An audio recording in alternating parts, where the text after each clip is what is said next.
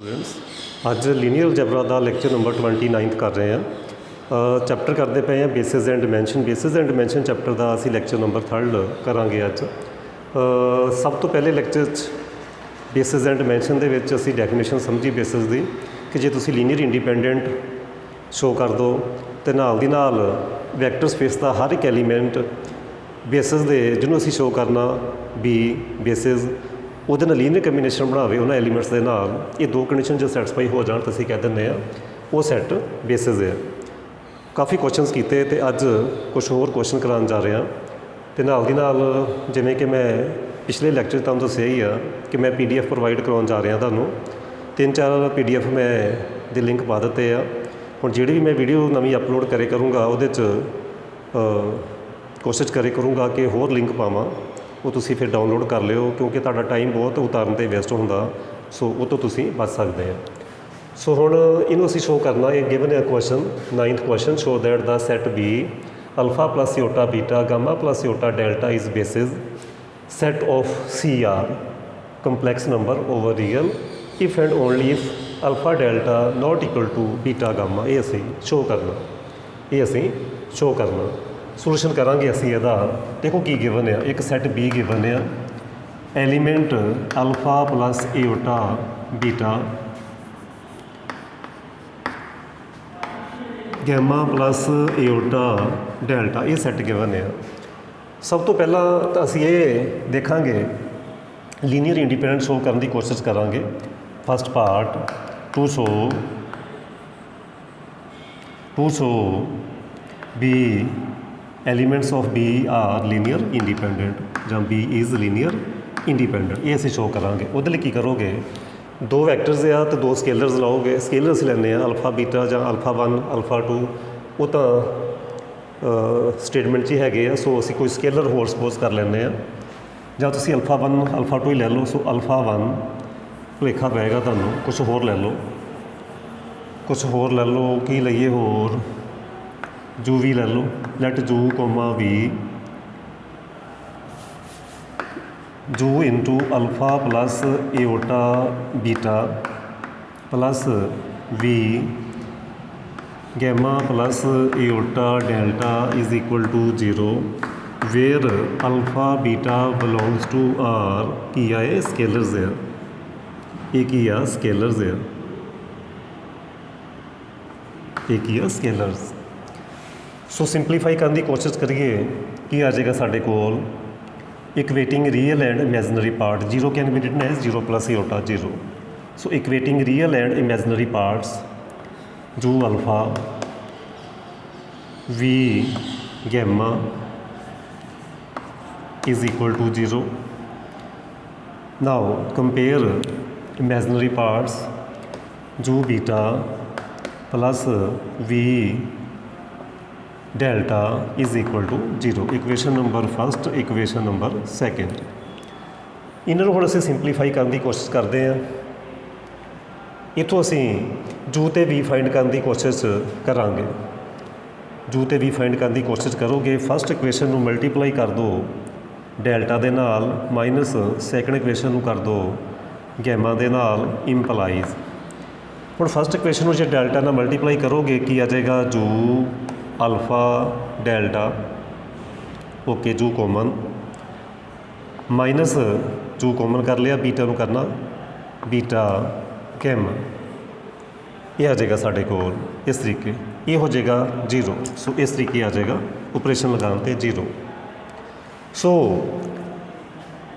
ਜੂ is 0 if and only if alpha delta minus beta gamma is equal to 0 ਜੇ ਮੈਂ note equal to 0 sorry ਜੇ ਮੈਂ ਇਹ ਨੋਨ 0 ਸਪੋਜ਼ ਕਰ ਲਾਂ ਇਨ ਦੈਟ ਕੇਸ ਜੂ ਹੋ ਜਾਏਗਾ 0 ਸੋ ਜੇ ਮੈਂ ਕਿਸੇ ਇੱਕ ਇਕੁਏਸ਼ਨ 'ਚ ਪੁੱਟ ਕਰਦਾ ਸਪੋਜ਼ ਕਰੋ ਫਸਟ ਵਿੱਚ ਪੁੱਟ ਕੀਤਾ ਪੁੱਟ ਇਨ ਫਸਟ ਹੁਣ ਜਦੋਂ ਤੁਸੀਂ ਜੂ ਨੂੰ 0 ਪੁੱਟ ਕਰੋਗੇ ਤਾਂ ਉੱਥੋਂ ਵੀ 0 ਆ ਜਾਏਗਾ if and only if alpha delta minus beta gamma not equal to 0 ਇਹ ਸੀ ਫਸਟ। ਸੋ जू 0 and v 0 when alpha delta minus beta gamma not equal to 0 all scalars 0 but condition A and all, so which implies B set is linearly independent but if and only if alpha delta minus beta gamma not equal to 0. Now second, to show LB is equal to vector space ਸਾਡੇ ਕੋਲ CR complex number ਦਾ ਇੱਕ set ਆ over real, ਇਹ show ਕਰਨਾ ਅਸੀਂ। ਕਹਿੰਦਾ meaning ਹੈ ਕਿ ਕੋਈ ਵੀ ਐਲੀਮੈਂਟ ਲਓ ਕੰਪਲੈਕਸ ਨੰਬਰ ਚੋਂ, ਉਹ B ਦੇ ਐਲੀਮੈਂਟਸ ਦੇ ਨਾਲ ਲੀਨੀਅਰ ਕੰਬੀਨੇਸ਼ਨ ਬਣਾਏਗਾ। ਸੋ ਲੈਟ ਇਹਦੇ ਚੋਂ ਕੋਈ ਵੀ ਮੈਂ ਕੰਪਲੈਕਸ ਨੰਬਰ ਚੂਜ਼ ਕਰ ਲੈਣਾ। ਸਪੋਜ਼ ਕਰੋ ਉਹ ਕੰਪਲੈਕਸ ਨੰਬਰ ਆ x plus iota y, let x plus iota y belongs to CR such that B ਦੇ ਐਲੀਮੈਂਟਸ ਦੇ ਨਾਲ ਲੀਨੀਅਰ ਕੰਬੀਨੇਸ਼ਨ ਬਣਾਉਣ ਦੀ ਕੋਸ਼ਿਸ਼ ਕਰੋ। x plus iota y is equal to ju into first element is alpha plus iota beta plus v del gamma plus iota delta is equal to 0। ਇਹ definition ਹੈ। CR ਚੋਂ ਕੋਈ ਵੀ element ਲਓਗੇ, choose ਕਰੋਗੇ, ਉਹ B ਦੇ elements ਦੇ ਨਾਲ ਲੀਨੀਅਰ ਕੰਬੀਨੇਸ਼ਨ ਜੇ ਬਣਾ ਗਿਆ ਤਾਂ ਅਸੀਂ ਕਹਾਂਗੇ ਇਹ ਪ੍ਰੋਪਰਟੀ ਹੋਲਡ ਕਰਦੀ ਹੈ। ਸੋ ਇਕੁਏਟਿੰਗ ਅਗੇਨ, ਮੈਂ ਨਾ ਵੀ ਲਿਖਾਂ, ਮੈਂ ਇੱਥੇ ਬੋਲ ਕੇ ਗਿਆ equating real and imaginary part, ਉਹ ਤੁਸੀਂ ਲਿਖੋਗੇ equating real part and imaginary part।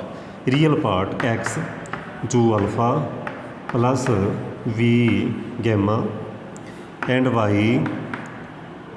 is ju beta plus v delta which implies, मैं ਹੁਣ ਬਾਕੀ ਪਾਰਟ ਦੂਸਰੀ ਸਾਈਡ ਤੇ ਕਰ ਰਿਹਾ। ਉਮੀਦ ਕਰਦਾ ਕਿ ਤੁਹਾਨੂੰ ਸਮਝ ਆ ਹੀ ਰਹੀ ਹੋਏਗੀ। ਹਾਂਜੀ, एक साइड पे कर लोगे तो आ जाएगा u alpha plus V gamma minus X is equal to 0। U alpha V gamma minus X. ना second equation is u beta plus V delta minus Y is equal to 0। Equation number 3, equation number 4। Simplify कर लो। सो इस तरीके simplify कर लो, जू upon minus जू तो we की वैल्यू कैलकुलेट करनी है, minus gamma plus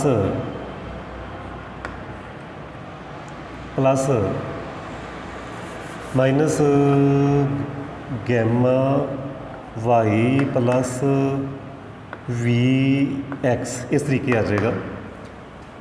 and V small we वो आ जाएगा minus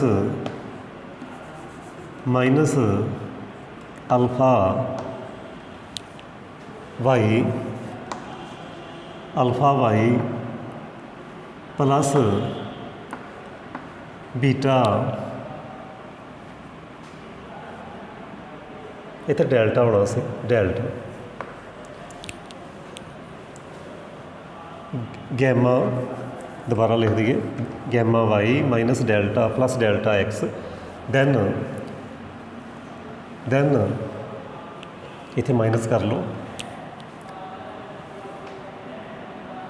alpha Y plus beta X, okay, is equal to X 1 upon alpha delta minus beta gamma, okay.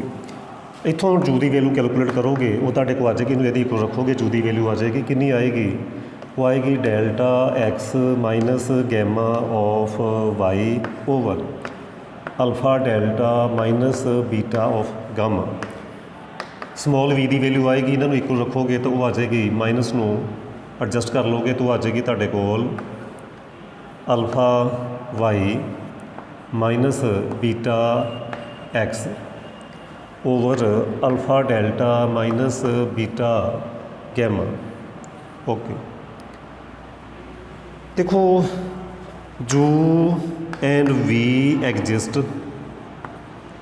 if and only if denominator is equal to alpha delta minus beta gamma not equal to 0। देखो जो भी ਤਾਂ exist करेगा जे over sorry निचली term not equal to 0 होएगी and same thing ਇੱਥੇ ਹੋਏਗੀ ਕਿ ਇਹ ਵੀ ਨॉन 0 ਚਾਹੀਦਾ ਸਾਨੂੰ। ਸੋ ਜੋ ਤੇ v ਦੀ ਵੈਲਿਊ ਤਾਂ ਐਗਜ਼ਿਸਟ ਕਰਨੀ ਆ ਕਿ ਜੇ ਨਿਚਲੀ ਟਰਮ ਨॉट ਇਕੁਅਲ ਟੂ 0 ਹੋਏਗੀ ਤੇ ਜੋ ਤੇ v ਹੀ ਅਸੀਂ ਕੈਲਕੂਲੇਟ ਕਰਨਾ ਸੀ ਉਹ ਫਾਈਂਡ ਹੋ ਰਿਹਾ but when if and only if alpha delta minus beta gamma not equal to 0। So hence equation number star implies x plus iota y is equal to ju। what is ju? delta x minus gamma y over alpha delta minus beta gamma into alpha plus iota beta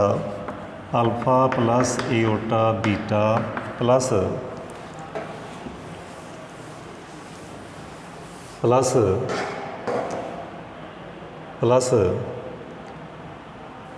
v the value alpha y minus beta x alpha delta minus beta ਗੈਮਾ into second vector ਕੀ ਸੀ ਆਪਣੇ ਕੋਲ ਉਹ ਸੀ ਗੈਮਾ plus ਈਓਟਾ delta. ਤਾਂ ਬੜੇ ਧਿਆਨ ਨਾਲ ਦੇਖੋ ਇਹ ਬਣ ਗਿਆ linear combination of elements of B। ਕਹਿੰਦਾ ਮੀਨਿੰਗ ਹੈ ਜੂ ਤੇ v ਦੀ ਵੈਲਿਊ ਪੁੱਟ ਕੀਤੀ ਬਟ ਇਹ ਐਗਜ਼ਿਸਟ ਤਾਂ ਕਰਦੀ ਆ if and only if alpha delta minus beta gamma not equal to 0 ਹੋਵੇ। So belongs to LB। ਇਹਦਾ ਮੀਨਿੰਗ ਕੀ ਸੀ? So every element of vector space belongs to LB।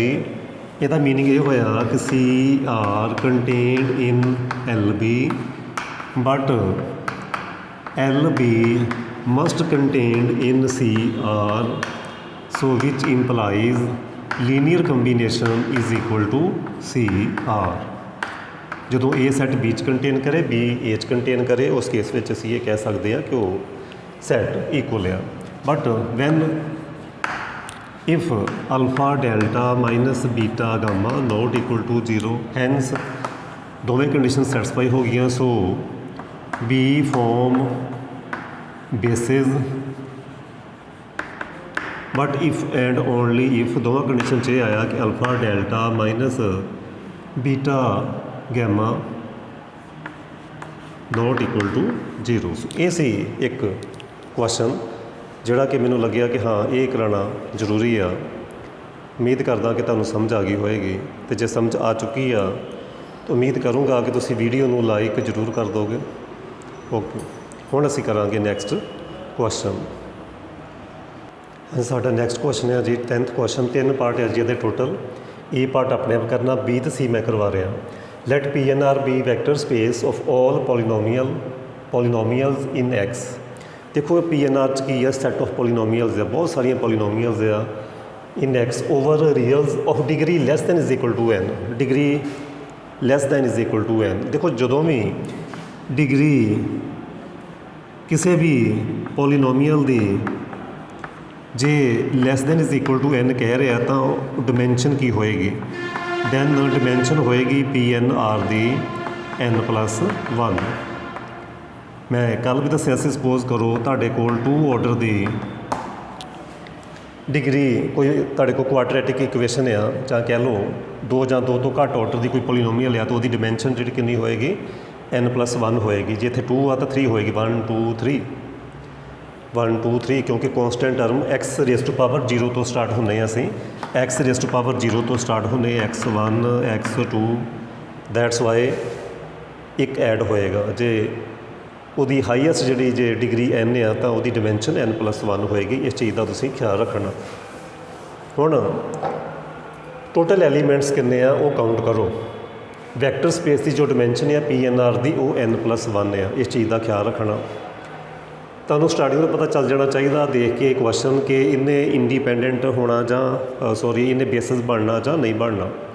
Basis ਬਣਨ ਦੇ ਲਈ ਐਗਜ਼ੈਕਟਲੀ ਸਾਨੂੰ ਉਨੇ ਐਲੀਮੈਂਟ ਚਾਹੀਦੇ ਆ ਜਿੰਨੀ ਤੁਹਾਡੀ ਡਿਮੈਂਸ਼ਨ ਆ ਉਸ ਵੈਕਟਰ ਸਪੇਸ ਦੀ। ਡਿਮੈਂਸ਼ਨ n+1 ਨੇ, ਐਲੀਮੈਂਟ ਵੀ n+1 ਚਾਹੀਦੇ। ਸੋ ਕਿੰਨੇ ਐਲੀਮੈਂਟ ਆ ਟੋਟਲ? ਇਹ ਫਸਟ ਐਲੀਮੈਂਟ ਹੋ ਗਿਆ, ਇਹ ਸੈਕੰਡ ਐਲੀਮੈਂਟ ਹੋ ਗਿਆ, ਇਹ ਥਰਡ ਹੋ ਗਿਆ।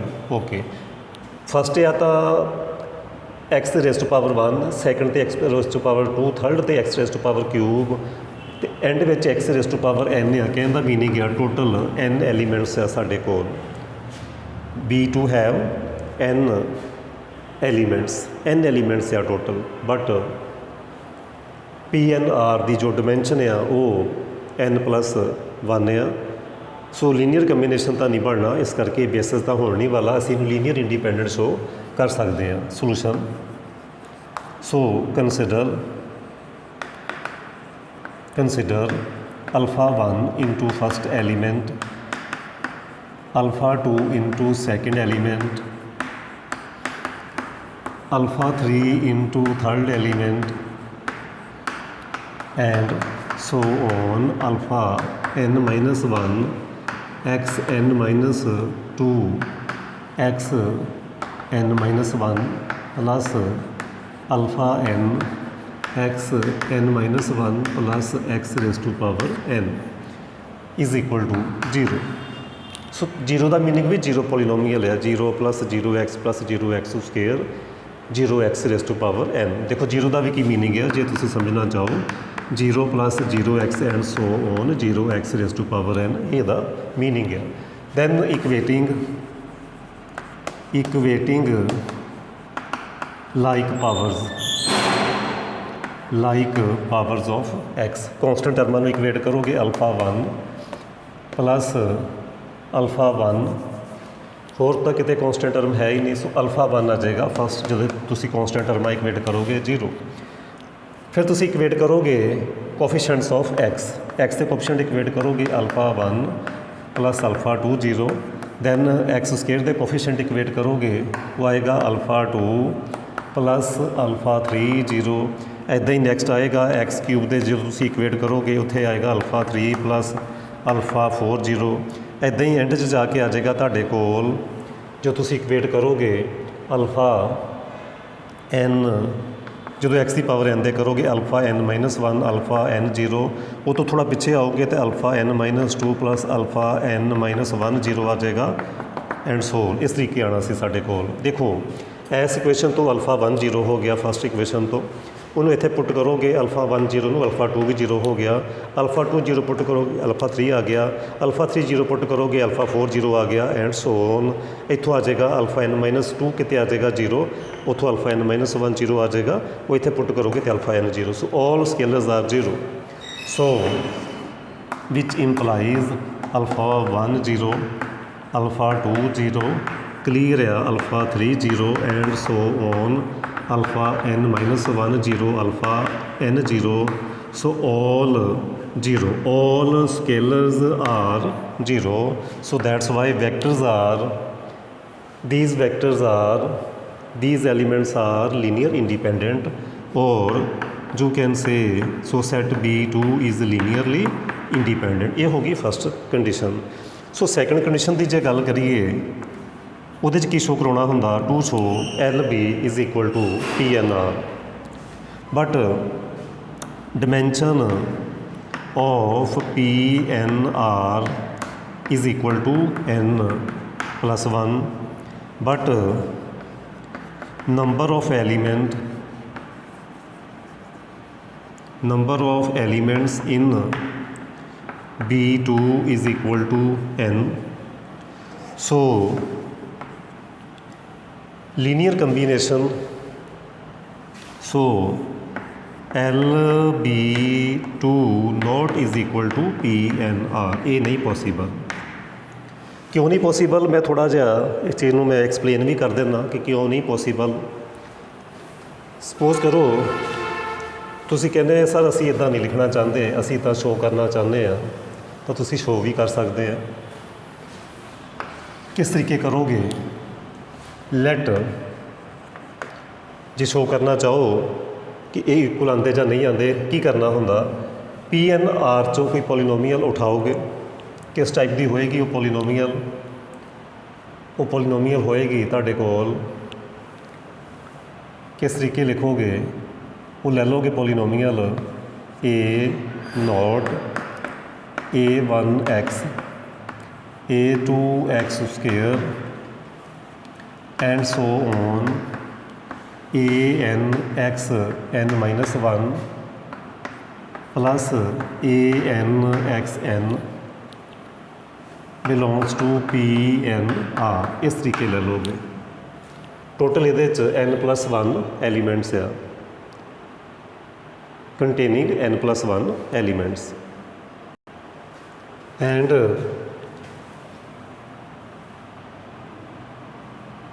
we can say number of terms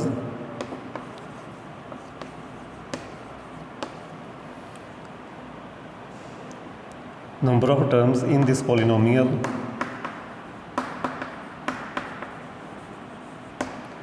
n+1, but B2 have only n elements, so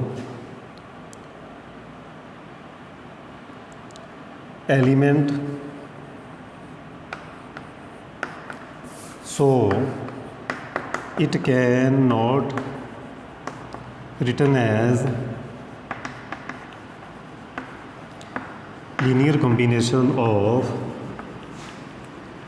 elements of B2 इदा लिख सकते हैं तुसीं। हो ही नहीं सकता, पॉसीबल ही नहीं कि जे इत्थे तुहाडे कोल 1 2 3 n+1 एलीमेंट्स आ but set which n element आ, तो लीनियर कंबीनेशन किस तरह पॉसीबल हो सकता, नहीं पॉसीबल। सो इस तरीके भी लिख सकते हैं, इस तरीके भी लिख सकते हैं। जे इदा नहीं लिखना तो जस्ट तुसीं इन्ना ही लिख दो, इन्ना ही सफिशेंट है। सो नैक्सट क्वेश्चन, हाँ जी सी पार्ट इस क्वेश्चन का सोल्यूशन। देखो एलीमेंट काउंट कर लो, पहले ये देखो डायमेंशन कितनी है, dimension of PNR vector space में कितने एलीमेंट आ, जे PNR आ तो वो डायमेंशन होएगी n+1। Okay, number of elements देखो, number of elements in set B3 count करो कितने आ। देखो इन जो मैं छड्ड ला, ये फस्ट हो गया x⁻1 फस्ट, ये सैकेंड, ये थर्ड, ये की हो गया, ये सारा हो गया n।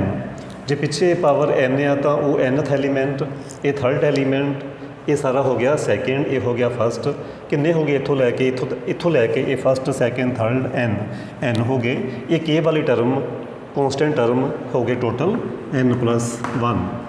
So number of element in vector space is equal to number of element in set B3।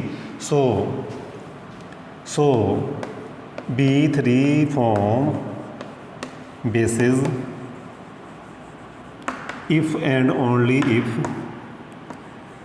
B3 is linearly independent। So independent just show करोगे तुसीं, उहदे लई की करोगे, consider α1 into first element, α2 into second element, α3 into third element and so on, αn+1 into last element is equal to 0। ये alpha n+1, क्योंकि n+1 vectors आने हैं, equating coefficients of like powers, then simplify and you will get α1 0, α2 0, α3 0 and so on, αn-1 0, αn भी 0 आ जाएगा तो αn+1 भी 0 आ जाएगा। Simplify करके देख लेना। So all scalars are 0, all scalars are 0 which implies B3 is linearly independent। क्योंकि number of elements same है तो असीं ये कह चुके हैं इंडिपेंडेंट जे हो जाता तो बेसिस हो जाएंगे, क्योंकि लीनियर कंबीनेशन तो बनना ही बनना। सो B3 form basis, B3 form basis of PNR। सो ये इस टाइप के क्वेश्चन आ। बाकी क्वेश्चन तुसी आप करने की कोशिश करनी। फस्ट क्वेश्चन आप करोगे। एक क्वेश्चन मैं होर करवाना, वो क्वेश्चन नंबर है जी 16th क्वेश्चन करांगे हुण आपां। नैक्सट क्वेश्चन है जी मैं सैकेंड पार्ट करा रहा, फस्ट पार्ट तुसी अपने आप करोगे। Show that dimension of vector space Q √2 √3 over Q is 4। देखो ਇਹਦਾ मीनिंग की है, किस तरीके का ये वैक्टर स्पेस होएगी वो देखो। Q ऑफ √2 √3 का की मीनिंग है, किस टाइप के एलीमेंट्स होणगे ਇਹਦੇ ਵਿੱਚ ਉਹ ਤੁਸੀਂ ਦੇਖੋ। ਇਹਦੇ 'ਚ एलीमेंट्स होणगे A plus B √2 plus C √3 plus D इन्हां दी प्रोडक्ट 6। इस टाइप के एलीमेंट्स होणगे ਇਹਦੇ ਵਿੱਚ, where A B C D belongs to set of rational. इस टाइप के एलीमेंट्स होणगे। तो साडा क्लेम ये आ, साडा जिहड़ा क्लेम आ वो ये आ, जां टू प्रूव असीं की करना कि आ साडे कोल बेसिस आ इस वैक्टर स्पेस दे 1 √2 √3 √6। ये की आ फॉर्म बेसिस ऑफ Q √2 √3। ये असीं फॉर्म करना, ये बेसिस है। बहुत ही ईजी है। सब तो पहला की शो करोगे to show first part, to show B is linearly independent. की करोगे α1 into first, α2 into second, α3 into third, α4 into 6 is equal to 0। Equating components तो बहुत क्लीयर आ। 0 can be written as 0 plus 0 √2 0 √3 तो 0 √4। इस तरीके आ जाएगा साढ़े कोल। सो बड़ा क्लीयर आ, α1 0 आ गया, α2 भी 0 आ गया, α3 भी 0 आ गया, α4 भी 0 आ गया। So all scalars are 0। So B is linearly independent. हुण सैकेंड पार्ट शो करांगे, लीनियर कंबीनेशन वाला part. Secondly to show linear combination of B। Every element of Q √2 √3 can be written as linear combination elements of B।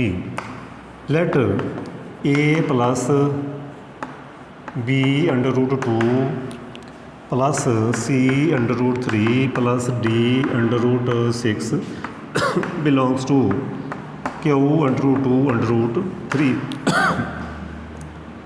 Such that A plus B √2 plus C √3 plus D √6 is equal to α1 into first element, α2 into second, α3 into third element and α4 into fourth element.